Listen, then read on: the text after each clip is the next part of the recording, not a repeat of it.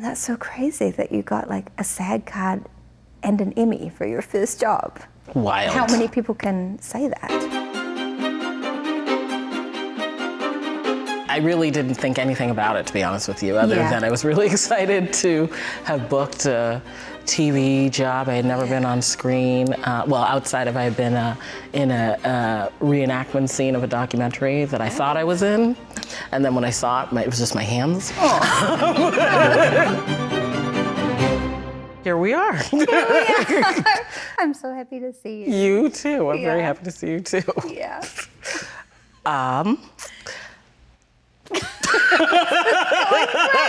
This is going great. Yeah, exactly. It's going to be natural when we get into it. Yes, exactly. Yes. But we actually have worked together. We have worked together. Yes. I like you so much. And I love you. I have tremendous respect for you. Same. And I really loved your show. Thank you. And I love your show, Aww. Seasons Deep, continuing to bar raise as well. Oh, thank you. Amazing. Can I ask you? Ask me a question. Okay, so Sirius has a question. Is art making? Yeah. Do you love it still? How did you find your way into it? Originally, origin story type level.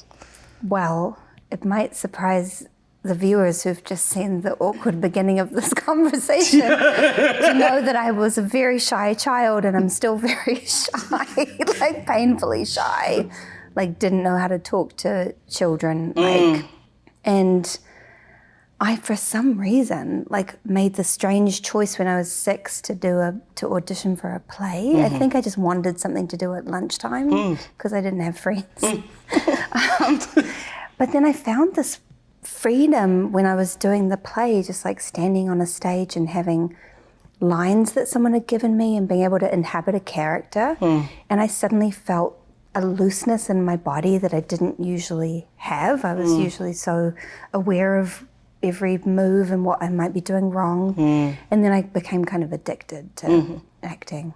How about you? What's your first sort of creative memory? I did plays in high school. I did one little thing in the second grade, but similarly, I just found like a freedom in art making. I had started with singing, but just storytelling. Like I just really felt myself release in a way that I didn't in my everyday life. It's like, and maybe that's just a part of being a kid, I don't know, in those years, and just figuring out your place, your space, where you belong, what you're trying to say or be in this life. But something about art and story felt very free, almost like flying, if I knew what that felt like, you know? That's kind of what it felt like. It just felt like I could breathe a little easier, I totally understand. I had the same feeling. And then in high school, I did a lot of improv comedy. And when you said flying, like that was really the feeling I always had in those moments where you were out on a stage and you didn't know what was going to happen, and you just have to kind of transcend any fear or anxiety or awkwardness that you have and just be in a moment. That was the thing that I got very addicted to feeling, I guess. Did that translate also into like your dramatic work? Because you have a real facility of going back and forth. You go back and forth very seamlessly. Thank you. You have a comedy Emmy and a dramatic Emmy for the same character, is that right? Yes, that's incredible. Yes, that's amazing. Thank you. But you do both so impeccably well, do you feel that same feeling? I have to imagine you feel that in the drama side as well. I do. I feel like it's just honesty, right? Like it's just, if the writing is good, and then you can just find, I do like being able to find moments of levity in dramatic situations or something that feels kind of real, that can also be funny. I like it when, I'm very lucky on Yellowjackets, there's such a blend of the two things, like it's all happening at the same time. And the same with The Residents, I found. I was like, this, it's like such a fun murder mystery, and you're so into the, like, who did it? And then you're just so funny. You're the through line of your character. Some of these people I'm working with on this case, you know how it is. Yes, exactly. All right. Yeah. Thanks, Ken. Talk soon. Ken Kaufman, great birder. He found the first pale-footed swallow for Venezuela. What do you mean some of these people you're working with? Oh, not you, Chief. I meant him. The specificity of you loving birds so much and like the moments where like you're so put together and you're so serious and then you see a bird that you've wanted to see and this radiant joy comes over your face, which is just the funniest. Oh, there was one moment I watched like 4 times over. I was like, that is so good. It's just so good. Like this moment where you just come in and you're like, yeah. She loves her birds. Oh, it's so sweet. She really loves her birds and she loves that world. And, you know, the balance is, you know, I don't know. I think of the comedy as it just sort of, it moves so fast. The pace is intentionally very quick, and I imagine it as sort of being inside of the character's head and how she sort of processes information really quickly. So the interesting thing to me is not playing to the... Speaking of birds. That sounded like a spotted owl. No. Yeah. If my birding history has taught me anything, research. No, you know, it's just like not playing necessarily into that, but just sort of moving through it. And maybe the funny thing is somebody being like, wait, what did you just say about my hair? You know, kind of like breezing past it. And then sort of hoping to ground it in the seriousness of why she's even there to begin with, that someone has in fact died, as funny as this show is supposed to be. I know.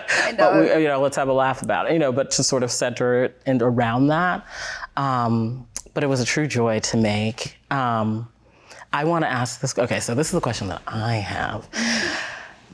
This team of women in your show that are excellent, and how, you know, you continue to make the character so rich, deep, lead, might I add, with such incredible groundedness and force and energy, which is number one, impressive 3 seasons later, right? Yeah. To continue to fill and satisfy in that story's journey. Talk to me about that. What is it leading an ensemble in that way to just be that light, that North Star for so many of them to latch on to? Very kind. I don't know if I would, it feels like such an ensemble, which I'm really, really grateful for. You have a child, you understand? Yes. Like, you know, the ensemble, when the show was first pitched to me and I had an infant, they explained that half of the story would take place with our younger selves. And I was like, I'm listening. That's half the show I'm not going to be in. You're just so tired and you just want to be with your baby so much. And, and then, of course, I read the show and it was just so good. But I feel so grateful that there are so many women on the show. I really, really love them. And we all have very rich and interesting things to do. Like, none of the characters are what you would expect. But it's just, I feel really lucky to be on a show where 3 seasons in, I can still be surprised by the character and the choices that are being made and the craziness of it all. And then also, but it also makes sense to me. It never feels like things are being done for shock value, which is really fun. It's just, makes sense. It's a very grounded character. It's a character who I know very well at this point. I feel like the writers know her in the same way that I do. As you know, you get a little protective when you play someone for multiple seasons, and there can be that thing sometimes where you read a script and you're like, would she do this? Does this feel, and it all makes sense to me. So I feel really lucky to have that. Yeah. Do you have wants for her? Do you, I don't even know if that's a thing still, like, or is it, I know you have the trust you said in the writers, but do you have? Yeah, I have so much trust in them. I do have a hope that she will do whatever her version is of trying to be better version. I was going to say the right thing. the right thing. But also it's so fun every time she makes a terrible choice, which is constantly. What is that like to play? That push-pull? It's really fun. I mean, I'm a person who, like if I have to get a plumber, I'll read every review of every plumber. Like, I don't make any decision lightly. I think about everything. I'm just like, okay, and sometimes it leads to decision paralysis a little bit because I feel like I have to get all the facts straight before I decide anything. And so it's fun to play someone who gets like 50% of the information and then acts upon it. It's very different to me. What was it that, because I'm sure you have all the choices in front of you of what show you could do. So what was it that appealed to you about this particular show? Well, first and foremost, I think I would say I was, of course, Shondaland, who I was a fan of. Scandal was my jam. Yeah. Let me start there. That was my jam. Yeah. So I was very excited at the prospect of being in that universe. Yeah. But honestly, I was really drawn to the script. I could just really very loudly hear her voice. Yeah. I could hear her cadence. I could hear how she processed information. And for me, that has kind of become like a landing place for me as far as selection. I think two things. Number one, can I hear it or can I see it clearly, which feels like a signal to me now that I have something to say and to offer in terms of it being, because I do think of art as like a bit of an offering. So if I can see it, if I can hear it, then I feel like I have something to offer it. Yeah. Two, if there's a question that comes, a why question of some kind that comes to mind, then I feel like an itch that I want to participate. And I felt that way for her, that there could be a kiss of lipstick on a glass. And from that, she would be able to extract all of this information about who took a sip out of that glass. Yeah. And immediately I felt a why. And that question came right at the beginning. She enters the game room and she's able to see this little piece of leaf under, the table. And she was able to have all of this information of why that's there and perhaps where it came from and which tree and what part of the White House, et cetera, et cetera. Yeah. I said, well, why would she be able to know? Why does she know that? Yeah. And then it realized, oh, because she processes information really quickly. Oh, well, why? Oh, because she's really, really smart. Why is she so excited about that thing? Oh, because she loves her job. And so when those wheels start spinning and ticking quick, that gets me really excited to know more about this person and how they came to be. How is it she came to be this thing? She never calls herself the world's greatest detective. People are saying this about her. Why? What is it that she does so exceptionally well that makes people say that?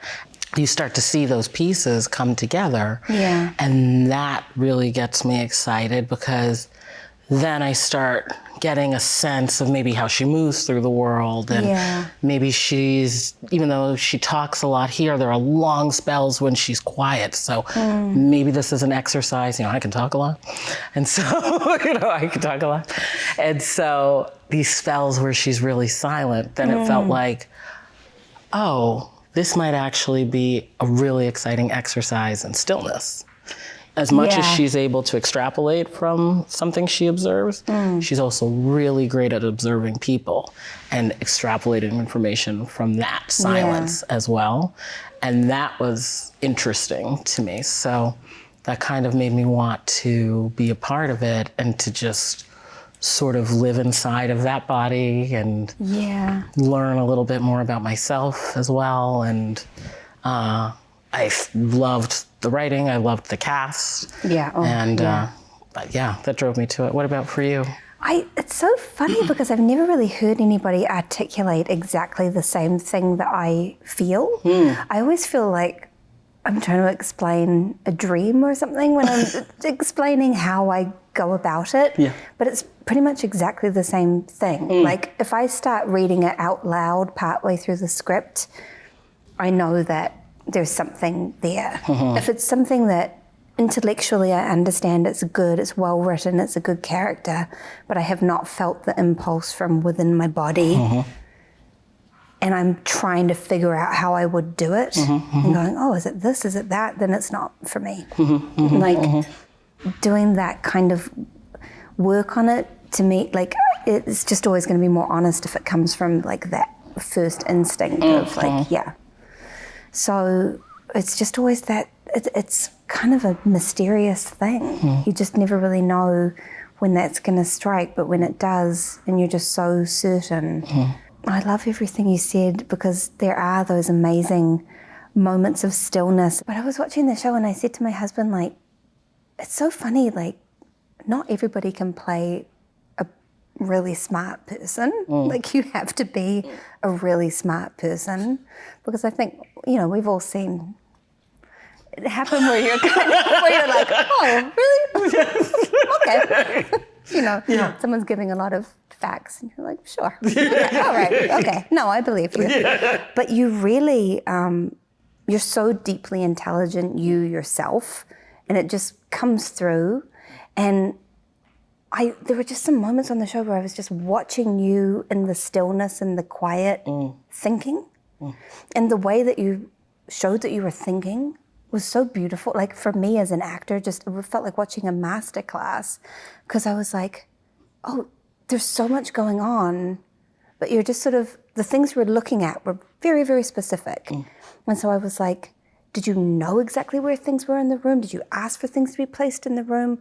Were you sometimes like looking at a lighting stand and pretending it was a thing? You know, like how much of it is you being able to like fully inhabit the space, and how much has to be your imagination? I always tell the story of when we were doing Mrs. America together, and I read the big Shirley Chisholm episode, and I was like, wow, that's a really great episode. And then when we got to the table read, like I literally have chills thinking about it. But doing the table read and seeing you embody it and everything you brought to it, just sitting at a little table in a conference room, I was like, oh, this is, I felt so privileged to witness that and see it in person and see the power of the performance that you were giving and everything that you bring to it, and the depth and the humanity and the hurt, and it was one of the most magical moments of my life as an actor, to just see you.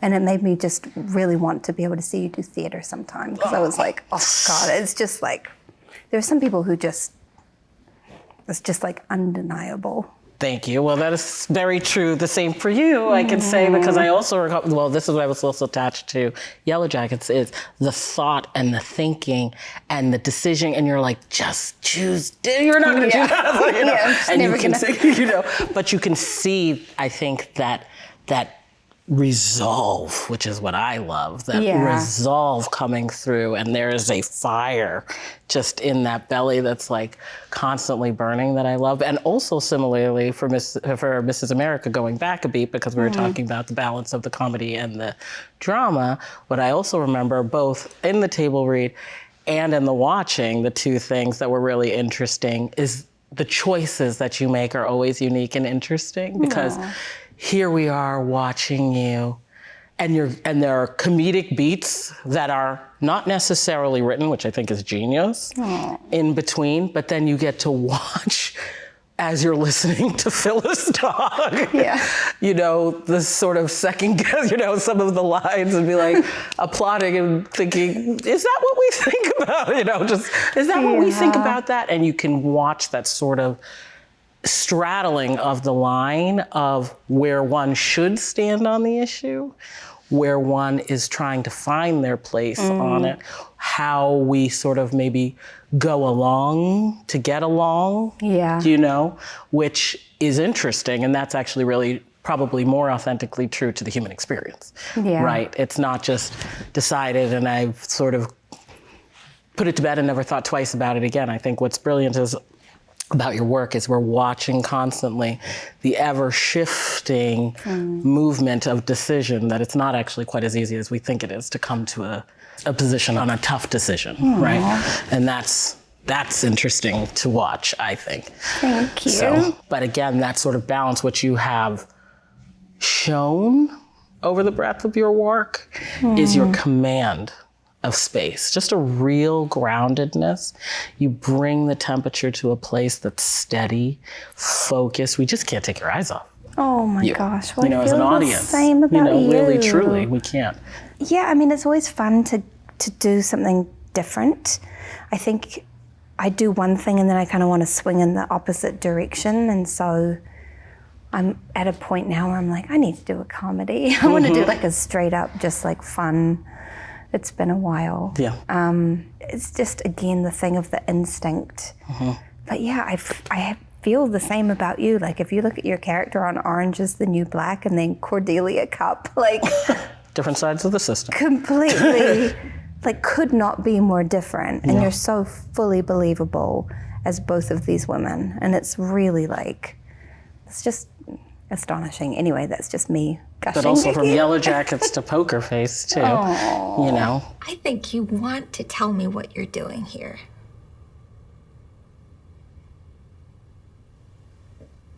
I think you want to share this with someone.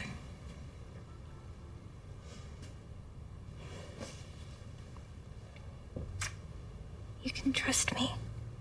Do you think about when you're making choices, do you intentionally choose things that are different, or what is there anything particularly that draws you? Yeah, I think I don't go, oh, this is so different, so I have to do it.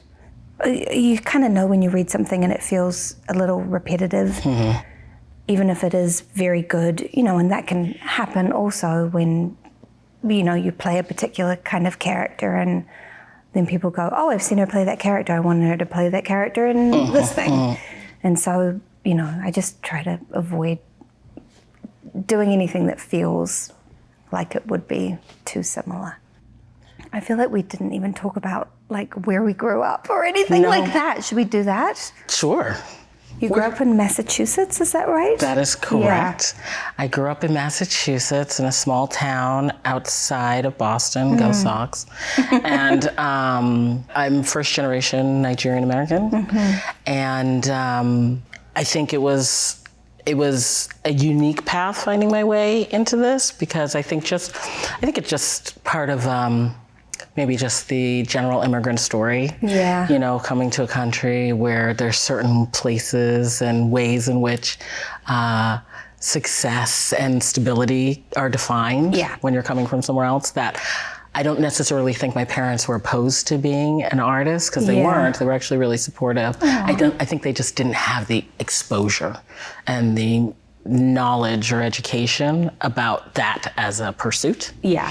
But as soon as I said that I wanted to do that instead of being a lawyer, which is what I thought I was going to be, they were very supportive. And my mom, you know, used to say all the time, my American dream is for you people, meaning her children, to be able to go and live your dream. And so when I had finally located what my dream was, her investment was in me being my best at that, putting my best efforts into that.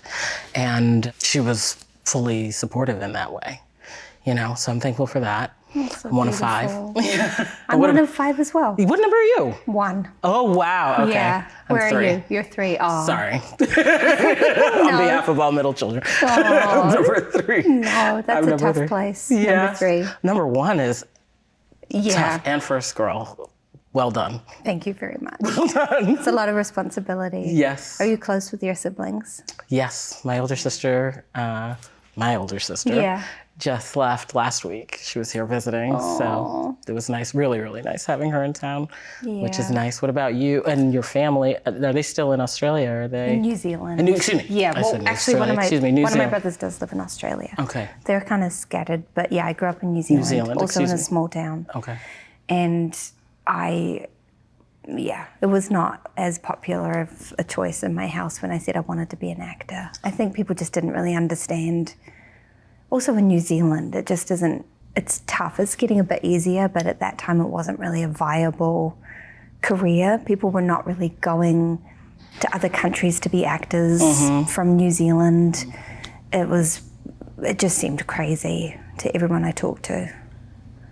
And so how did you make that leap, and how is it now received? It's received very well now. I think everyone is very proud and everything like that. None of my siblings, my sister works in special effects, but my other siblings do different things. There's a doctor and a lawyer, and my brother works in security. So they're all kind of over the map, which is fun. But I got very lucky. I was 15 and someone came to my high school auditioning for a movie. I didn't know what it was or who was making it, but I had done like an improvised dramatic acting class since I was about 8 years old. Wow. And they said, we're going to do an improvised audition. And so it was me and my friend Susie, and they said, do a scene about this. And we were like, okay, this is what we do every Friday night. Yep. And then they called me back to do a proper audition, and then I found out the movie was being directed by Peter Jackson, who was even at that time very prominent in New Zealand. And I was just like, oh my gosh. And then he showed me an audition tape, and he said, this is the actress we cast from England. Her name is Kate Winslet. She's a professional actress. She's been doing it since she was 12 years old, and here's how good you have to be. And showed me Kate Winslet. And what did you think? I thought, oh my God. I just was like, I mean, it's Kate Winslet. Like, it was so intimidating. But I also understood, like, he wasn't trying to freak me out. He was really just saying, like, that's who we have. Like, it's going to be the two of you. So just so you know, like, there's no, like, fucking around. Like, you got to get there or as close to it as you can. And so I really, like, did my best in the audition and did my best while we were filming and was very, very lucky. It was like the definition of a lucky break to get that to come to me at 15 years old. And some skill also. I mean, I was taught a lot of it as we were filming. I was very, very fortunate. You know, your career is very robust. Do you take anything from that time and what you've learned in those early days and apply them to so today? So much. They had different acting teachers working with me, all of whom I learned so much. It was like a mini drama school. It was like a 3-month long, because I don't have any training. You know, it was like a 3-month long process of learning absolutely everything and getting to work with such a great director and such an incredible actor, you know, and just learning from her. And every time I go on a set, and I feel like I'm taking things from that first experience. A thing, this just reminded me, a thing I discovered when I was reading about you, doing my research. You got your SAG card for Orange is the New Black. Yes. And that's so crazy that you got like a SAG card and an Emmy for your first job. Wild. How many people can say that? I don't know, but it was wild. But before that, I had been doing theater up like until so that point. much theater, right? Theater, that was my starting point. And when I got that job, I really didn't think anything about it, to be honest with you, other than I was really excited to have booked a TV job. I had never been on screen. Outside of I had been in a reenactment scene of a documentary that I thought I was in. And then when I saw it, it was just my hands. And I was like, but the handwork was good. Yeah. Thank God I went to school for this. But it was like, you know, I was just so excited to have booked a speaking role. And, you know, as the season progressed, you know, I learned that I then had to join the union, and that was exciting to me. And that was maybe the big event after having gotten a job on a TV show, you know. But never, when I say never, I mean truly never, did it even enter my mind at any point in the journey that experience would lead to anything beyond that day that I went to work. I really never thought about it that way. Similarly, those breaks, and isn't it funny because I don't know how we imagine breaks happening or what they're gonna look like when they happen, but I know I just never imagined that. That's all I know. Do you know what I mean? I don't know what I thought my break was gonna look like, but I know I did not think it was going to be Orange is the New Black. Yeah. Yes, I know exactly what you mean. Like, I never really thought about I just was hoping that I would be able to work as an actor. Correct. And I didn't have any idea of how.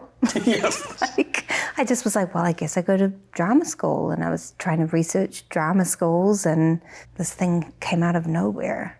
And even after that, people were like, well, it's crazy to say you want to be an actor. I was like, but I just did a movie. That's a huge, yes, a big deal. Yeah. And they were like, well, it took a lot of convincing. Yeah. Definitely my parents took some convincing.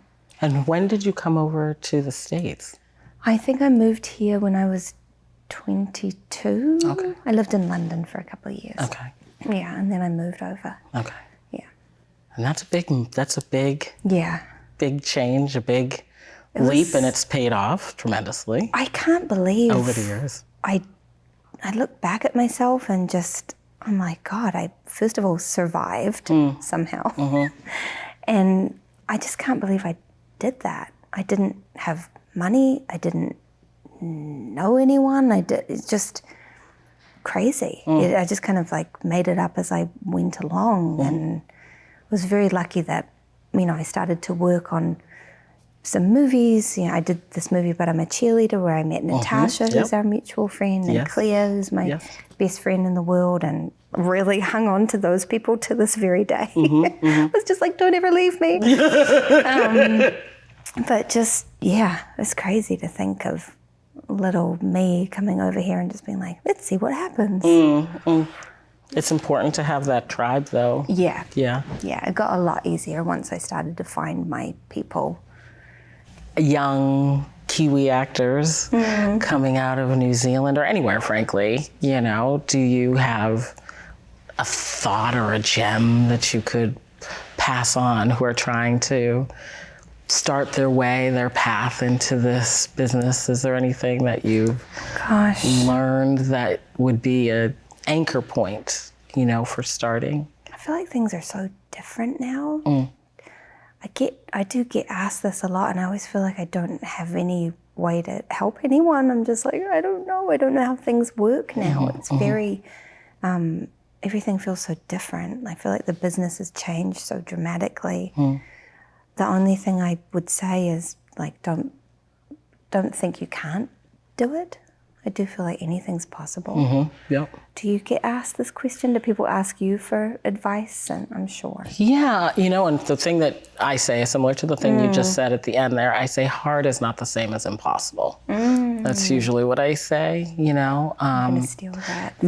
Take it, because it's the truth, because I think you'll have a lot of people trying to convince you of what can't be done. And I don't even know if that's necessarily true for starting out. That we can't do this because of X. You can't do this because you're not. Every justification, it seems, for why you should stop or reconsider this choice that you're making. And for me, that's when I say hard is not the same thing as impossible. And then I would also layer it with something that my mom said. When I first moved to New York, she turned off the car. She was dropping me off at the station. I was moving from Boston to New York. And my mom, she said, Uzo, just work hard. And I was like, oh, yeah. And, she'd said that her whole life. I was like, okay, yeah. She's like, no. Just work hard. She said, I've never heard of nothing coming from hard work. Oh, yeah. And that was another thing that really stayed with me. She said, I don't know what will come. I don't know when it will come, but something will come if you just work hard. And that, I don't know why exactly, on that particular day, I really heard her. Yeah.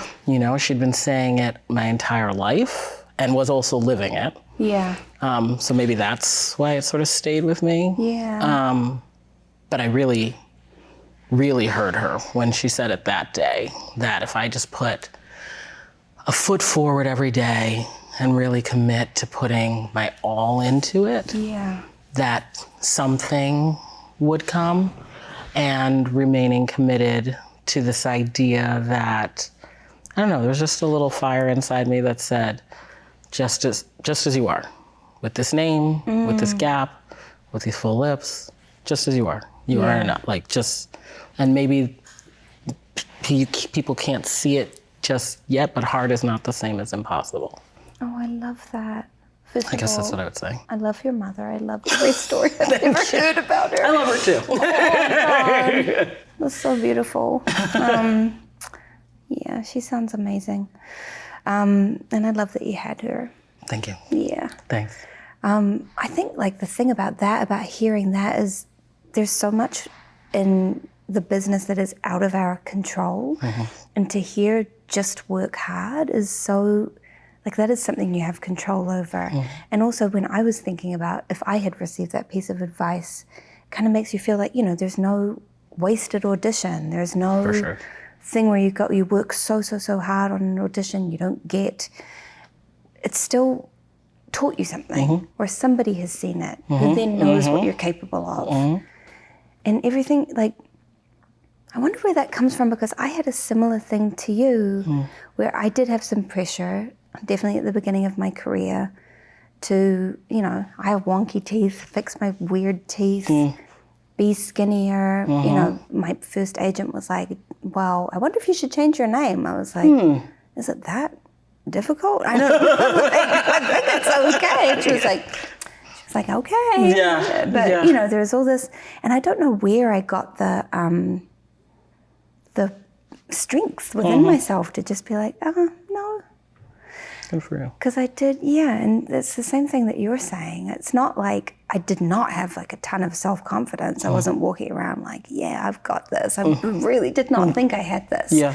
But there was just something where I wasn't willing, and I'm still not willing to compromise and to do something, because there is a more easily digestible version of whatever being a middle-aged woman is that's already being presented to people. And I just I feel like, well, what if there is a middle-aged woman on television who looks like this? That's it. And people who look more like me can watch TV and go, oh, I recognize myself in this person. That's it. And I feel, I don't know where it came from in you, I don't know where it came from in me, but I do feel grateful that we have both like held on to that little thing, because it's hard. Very hard, but I think it goes back to something you said earlier about honesty too. Yeah. You know, your work breathes and lives and is alive and is a living thing that will last through time and space, because it's rooted supremely in your humanity, which is honest. Yours too, Do you know? yeah. So it's whatever that channel is that has conjured that up, I don't know, but it's connected. And that's what I think is what also resonates to people when they're watching too. They feel connection, you know? I don't know. And I think that's also an added layer would be, you know, I don't know if this is okay to talk about, everybody, but I'm just gonna go there with it. An added layer is we're both moms too, you know, and really bringing the fullness of that. You said something that I thought was really beautiful earlier, you know, all the parts that made the role desirable, and being to successfully show that the work can be done while still managing another high priority job. You know, and being able to walk that tight wire rope successfully with excellence, with commitment, with order and organization and on-time arrival, and with hard work, all of those things, like, I think deserves a real cheer and go on. I just experienced it for the first time myself, you know, as a new mom, and it was a journey, but that it can be done. And I think that's something that is also worth acknowledging and celebrating, just to have said it. Totally. I'm consistently 10 minutes late, but otherwise everything you say, pretty much. Same. Pretty much wherever I'm going, whatever I'm doing. Yeah, but yeah, I do agree with that. And I think also the thing you're talking about with the honesty, I do think like remaining true to who you are and the characteristics that make you you and make you different are all part of the emotional honesty. And also for my daughter, like my daughter was cuddling me the other night and she was like, telling me what her favorite wrinkles are. Oh, I In love my that. face. Yeah. I love that. It was really sweet, and we were driving to school a couple of days later, and she sees people with different faces all the time, Yes. and has questions, and we talk about it, and never say never, but for now I have this wrinkly face. No, not at all. Sidebar.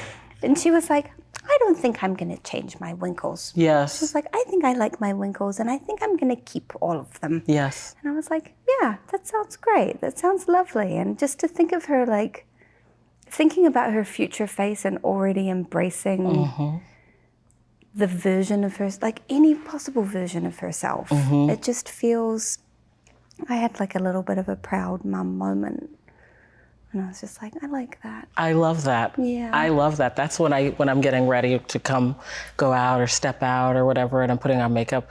My daughter, she comes in and she's looking at me. She's not quite old enough to understand. She's 18 months, not quite old enough to understand what's happening. But instead of saying, oh, Mom, doesn't Mommy look pretty? Or Mommy's making herself look pretty, I say, Mommy's getting fancy. Yeah, that's nice. And then when I'm not in everything, I always say, look how pretty Mommy looks when I'm just bare, me, for her to understand just as you came into this world is beautiful, But then when I get all dolled up, I say, oh, Mommy's getting fancy, because I want her to understand the difference, that it's not just when you're putting your outside self on. Are you beautiful? Are you pretty? Or you putting stuff on to cover or whatever. It's the plain, uninterrupted version that is the most beautiful self. And maybe that's like my way of passing on that flame, to her that burns in me, so that it lives in her. I don't know. That feels like a weird Olympic commercial, but I love it. You know what I mean? Just something about that, I do think it's very important. And I do also love that my daughter hears her dad tell me that I'm beautiful when I look absolutely crazy. Like, there are sometimes he's like, oh, you look so gorgeous. And I look in the mirror, I'm like, what are you talking about? But I have to try to, tamp down those impulses in front of her and just say, thank you. Thank you. Thank you. Thank you. But it is sweet that he will say that at my, least beautiful moments, or when he sort of sees whatever he sees, and he sees it in front of her. That feels very healthy too. Yes. I love that. Yeah. I just think you're divine. I think you are divine. This was awesome. There's just nobody like you. And I was just so excited getting to watch the show and just see you like absolutely embodying like another new amazing character. I was just like, oh, she can do anything. She can do anything. I kept saying that to my husband with my AirPods and yelling, she can do anything. She's incredible. Like, and so can you. Oh, that's and very so sweet. And so do you, can you. Thank you. And congratulations. Congratulations to you. Congratulations This on a has been season so fun. 4. Oh, thanks. Yeah. Yes, that's major. Thank you.